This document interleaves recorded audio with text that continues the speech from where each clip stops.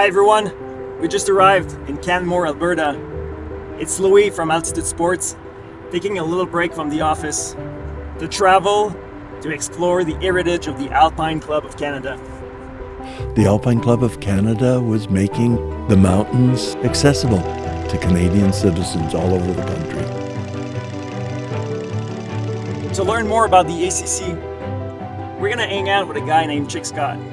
Dirtbag demigod. The plan is to do a 3-day adventure in Yoho National Park, and since he happens to be an expert on the ACC history, I'm sure we're gonna learn a lot, so stick around.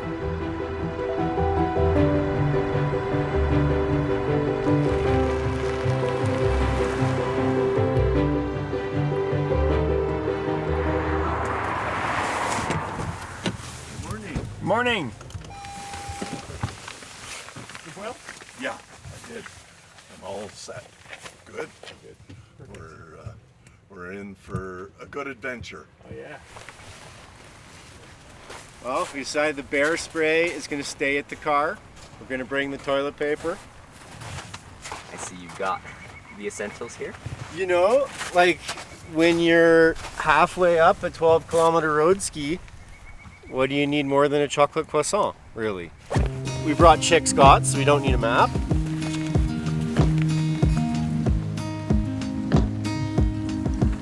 Yeah, just skiing in the rain, having a time. It's beautiful though. Just like 1967. Well, I certainly feel like a dirtbag, and I always have been. I was interested in living a rich, interesting life, full of experience, and money was just something that never interested me.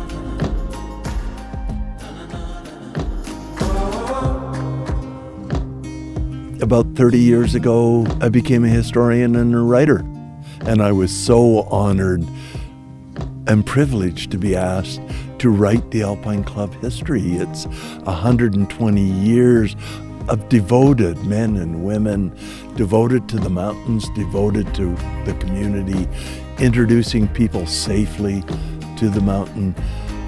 And I think that's a great heritage that we should be proud of, and the club should be proud of. And for me, it's a great privilege to be able to tell this story.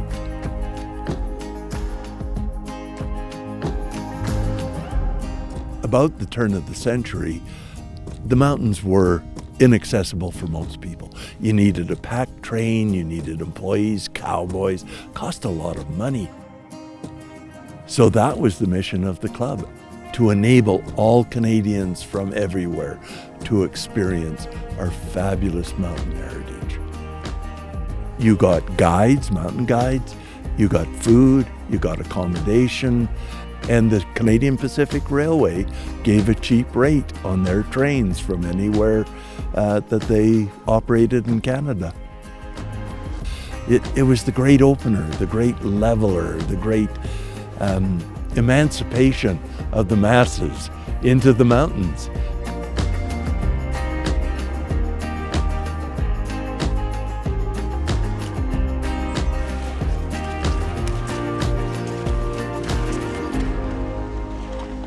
So snow conditions are a firm base with a hint of crust.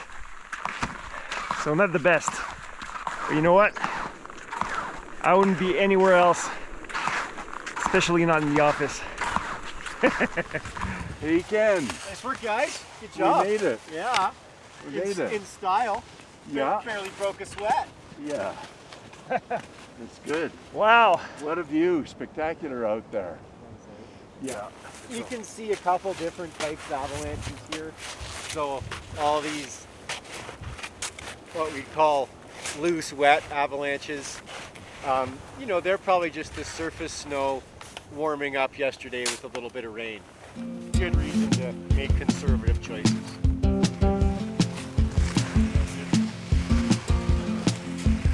Oh, this is going to be hard.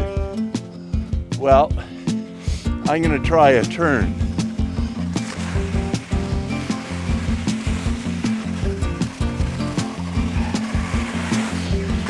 Oh! It was a little firmer over there.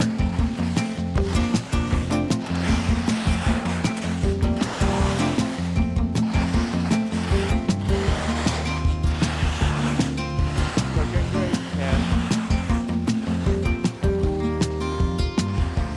We made it. Shapeable. Shapeable. Full tops. Yeah. Well done, guys.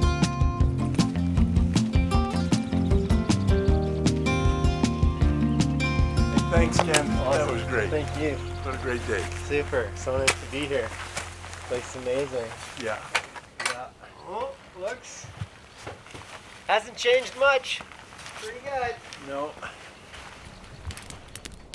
To be right behind you tomorrow. Then.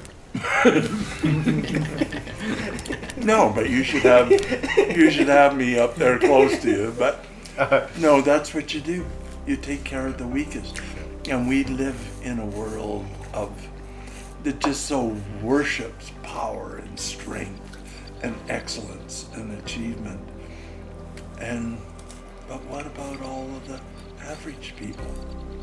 This world just leaves them out.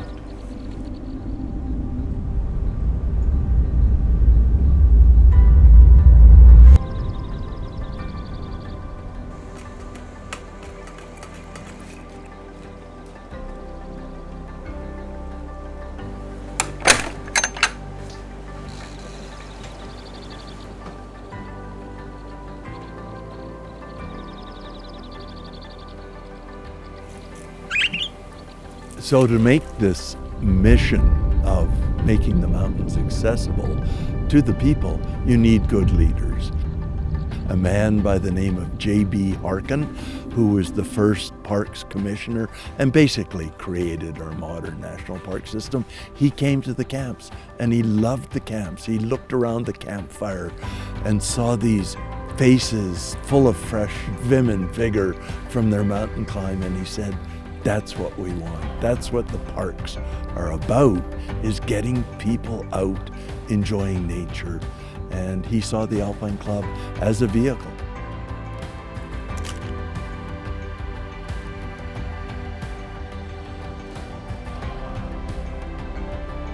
In this world, we're obsessed with high performance, with excellence, with being the best.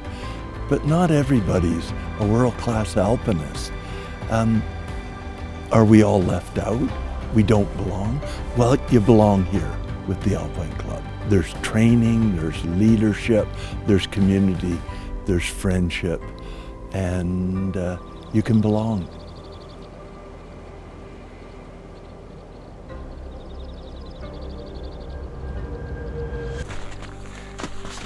In the Elizabeth Parker hut, there's a photograph from 1906, and it's quite amazing to think that the ACC has been supporting outdoor enthusiasts for well over a century.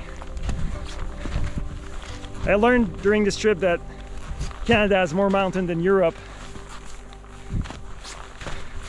and to me, it makes the mission of the ACC even more special.